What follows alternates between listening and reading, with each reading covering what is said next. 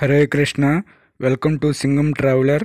ఈరోజు మనము రామప్ప దేవాలయంకు వెళ్తున్నాము. ఈ ఆలయము మాచర్ల పట్టణంలో ఉన్నది.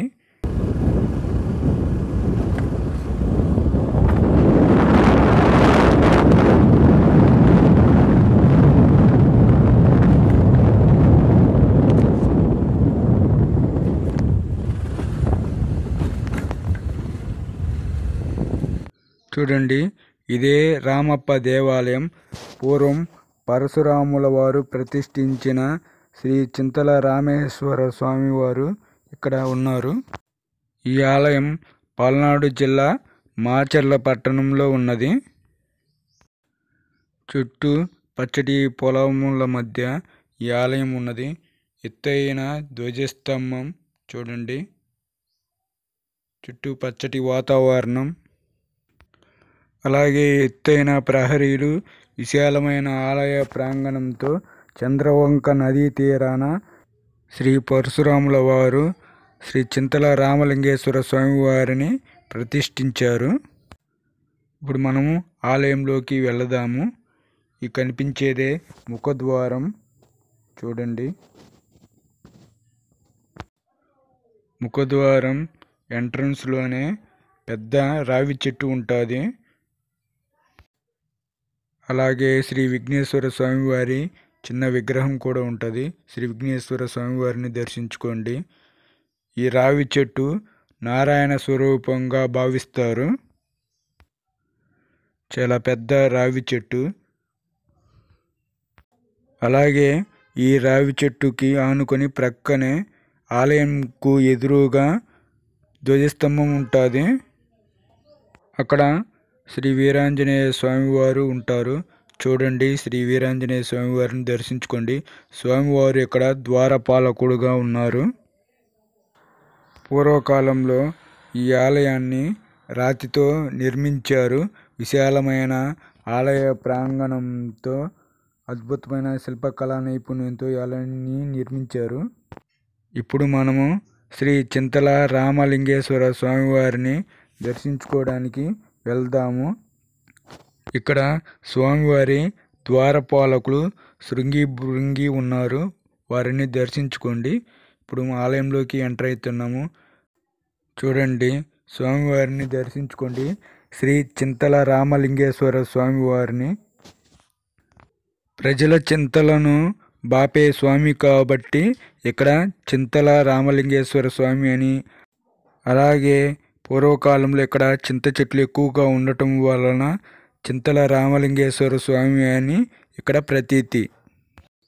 పూర్వము ద్వాపర యుగమున శ్రీ మహర్షి జమదగ్ని ఆశ్రమమున ఒకరోజు భార్య రేణుకాదేవి జలమునకు వెళ్ళి ఆలస్యంగా వచ్చిన కారణమును తెలుసుకొని జమదగ్ని మహర్షి తల్లి శిరస్సును ఖండించమని కుమారులకు చెప్పగా వారు అందుకు నిరాకరించారు.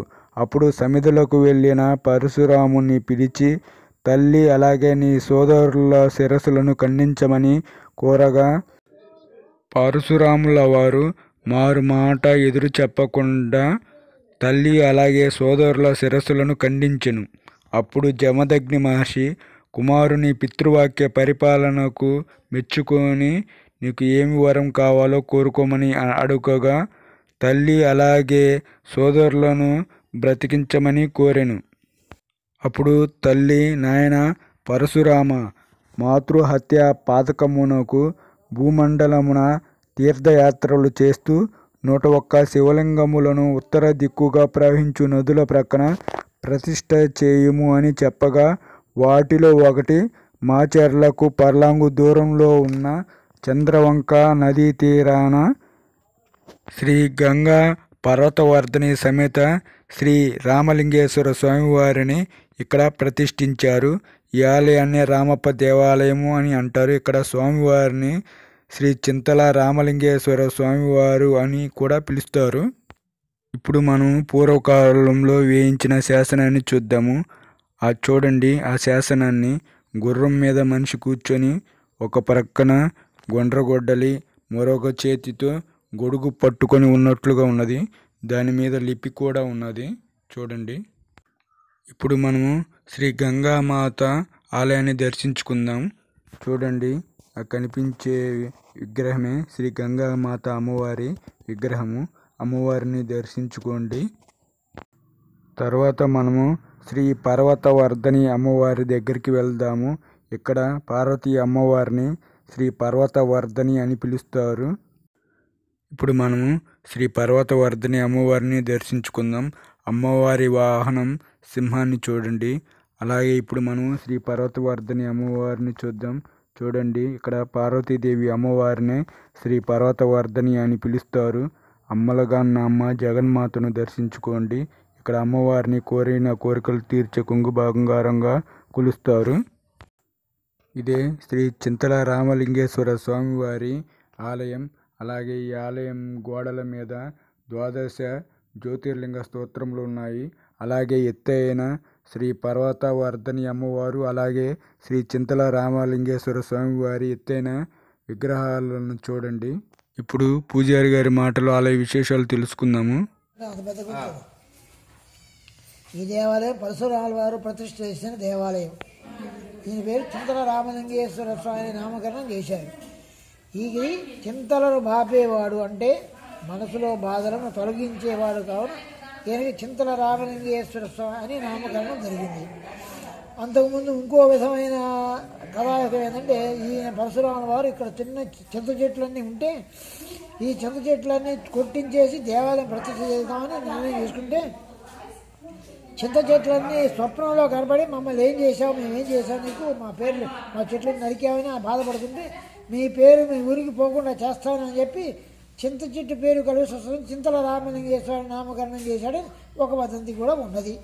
అంటే ఇందులో ఉత్తర ముఖద్వారం, ఇది తూర్పు ముఖద్వారం ఉండదు, పడమర ముఖం ఉంటుంది. సామాన్య పడమర ముఖద్వారాలు ఉండవు, తూర్పు ముఖం దేవాలయాలే ఉంటాయి.